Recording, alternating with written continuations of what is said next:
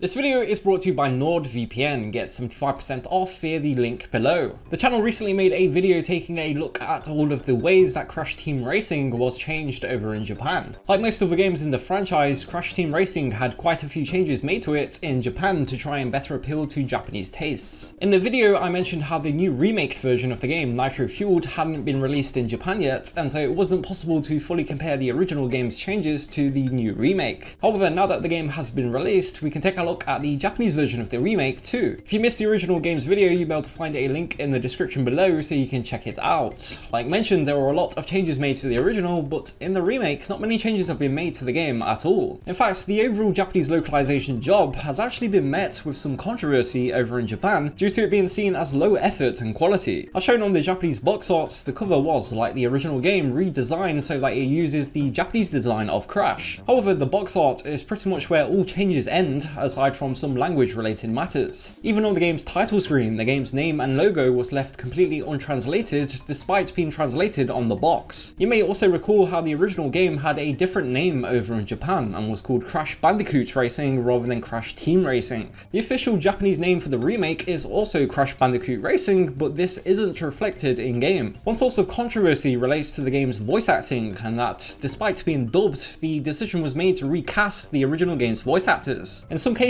like for Nitrous Oxide, this couldn't be helped due to the previous actor passing away. However, the game uses different actors for other characters as well, and this is despite using the original actors for the trilogy remake. And so this has made the experience a little jarring for fans of the series. Also, for a few characters like Crash and Ripperoo, the English dubbing is kept rather than being localized like the original. It is speculated amongst Japanese fans that this may have been an attempt at trying to cut costs on the localization, and another complaint from some players is that the translation can sometimes be very literal, and that this can seem to make things either not make sense or lose the charm from the original. One thing that the Japanese version does is that it sometimes adds subtitles at the bottom of the screen when English graphics are shown during scenes, like for this sign during the intro, rather than changing the graphic itself. However, most other graphics are left both untranslated and without subtitles, like the book that Polar is seen reading titled How to Drive. Like mentioned in the previous video, this was actually translated in the original game, like most other graphics. For example, the TNT crates were changed to an image of a bomb, the Nitro crates were translated to Japanese, and the CTR acronyms were replaced due to the different title in Japan. All of this was kept the same as the English versions in the new remake, however. One thing that the previous video didn't mention was a few other instances of translation differences that could be found in the Japanese version of the original, like in the endings, which had some changes in Japan to presumably again better appeal to Japanese audiences. For example, in Crash's original English ending, it says that Crash went on to sell his life story to a movie studio, and the movie, called The Color Orange, will be released for the Christmas holiday season. In Japan though, to briefly translate, it talks about how thanks to everybody's efforts, peace was restored and Crash returned home to his regular happy life. Relating back to how, like previously mentioned, the new translation is very literal, things like this are now the same as in English for the first time. But to finish, here are a few brief examples of the Japanese voice acting. First up is Nitrous Oxide.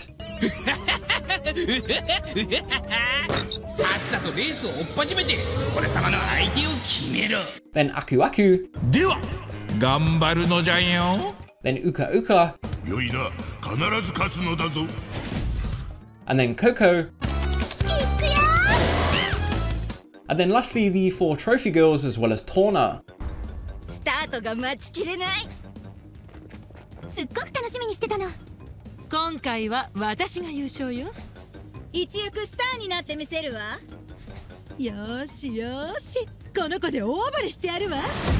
As always, please let us know your thoughts in the comments below and consider subscribing to see more videos on regional differences in video games. Until next time, thank you for watching.